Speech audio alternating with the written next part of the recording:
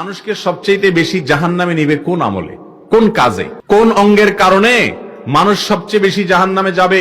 নবী করিম সাল্লাল্লাহু আলাইহি ওয়াসাল্লাম বলেছেন আল ফাম ওয়াল ফরজ। এক্ষেত্রেও তিনি দুটি বিষয়ের কথা উল্লেখ করেছেন, তার একটি হলো মুখ, আরেকটা হলো লজ্জাস্থান। তিনি বলেছেন এই দুটি অঙ্গ অর্থাৎ মুখ এবং লজ্জাস্থান, এগুলোর কারণে মানুষ সবচেয়ে বেশি জাহান্নামে যাবে। কারণ এগুলোর মাধ্যমে যে পাপ হয়, এই অপরাধ, এই গুনাহ হয় সবচেয়ে ডেঞ্জারাস, সবচেয়ে ভয়াবহ, সবচেয়ে বিপজ্জনক।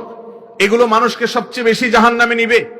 মুখ দ্বারা মানুষ সবচেয়ে বড় যে অপরাধটি করে সেটা হলো কুফর, আল্লাহকে অস্বীকার করা। কুফরিমূলক যত উক্তি মানুষ মুখ দিয়ে করে সেগুলো হলো সবচেয়ে বড় অপরাধ যা মুখ দিয়ে সম্পাদন করে, মানুষ সম্পন্ন করে। আর এই মুখ দিয়ে মানুষ হারাম খায়, এই মুখ দিয়ে মানুষ মিথ্যা কথা বলে, এই মুখ দিয়ে মানুষ গীবত শেকায়েত করে, এই মুখ দিয়ে মানুষ গালমন্দ করে।